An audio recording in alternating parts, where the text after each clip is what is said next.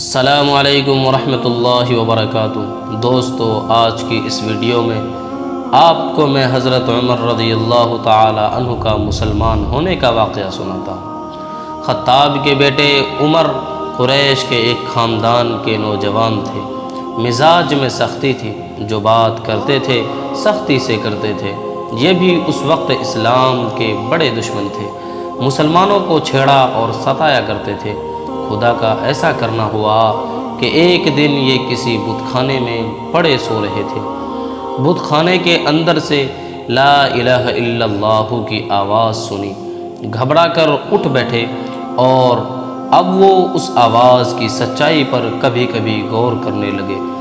حضور صلی اللہ علیہ وسلم راتوں کو جب قرآن شریف پڑھتے تو یہ دوسروں سے چھپ کر کھڑے ہو کر سنتے لگتے۔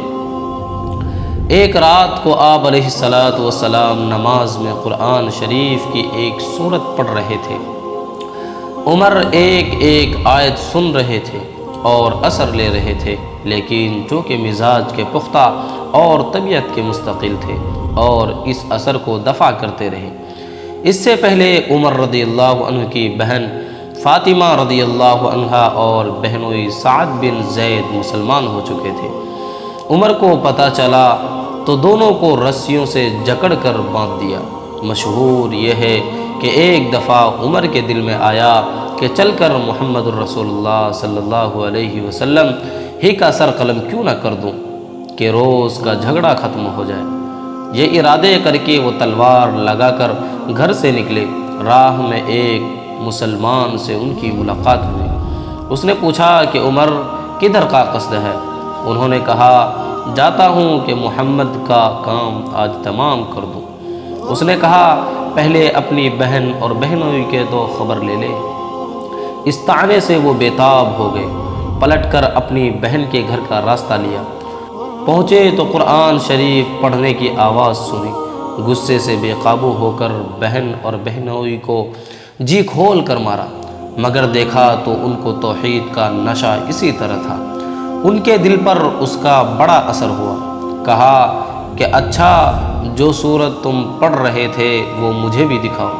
انہوں نے وہ ورق لا کر ہاتھ پر رکھ دیا۔ عمر جیسے جیسے اس کو پڑھتے جاتے ان کا دل کانپتا جاتا تھا۔ آخر چلا اٹھے، لا الہ الا اللہ محمد الرسول اللہ۔ یہ وہ زمانہ تھا جب آپ علیہ السلام ارکم کے گھر میں تھے۔ حضرت عمر سیدھے وہاں پہنچے۔ کواڑ بند تھے۔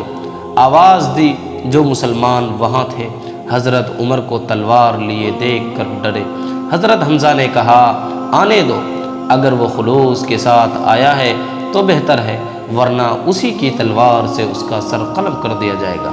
دروازہ کھلا اور حضرت عمر نے اندر قدم رکھا تو رسول خدا صلی اللہ علیہ وسلم خود آگے بڑھے اور ان کا دامن پکڑ کر فرمایا، کیوں عمر، کس ارادے سے آئے ہو؟ عرض کی، ایمان لانے کے لیے۔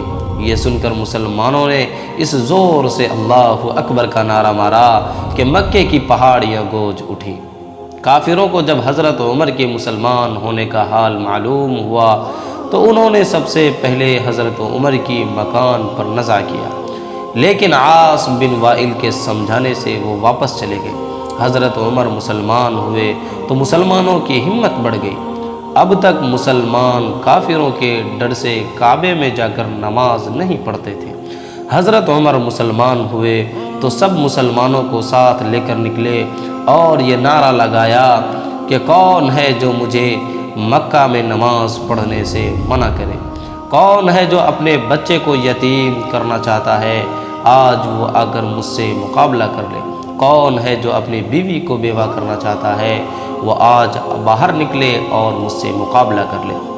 حضرت عمر مسلمان ہوئے تو سب مسلمانوں کو ساتھ لے کر نکلے اور لڑ کر کعبے کے صحن میں جا کر نماز پڑھی۔ دوستو، یہ تھا حضرت عمر کا مسلمان ہونے کا واقعہ۔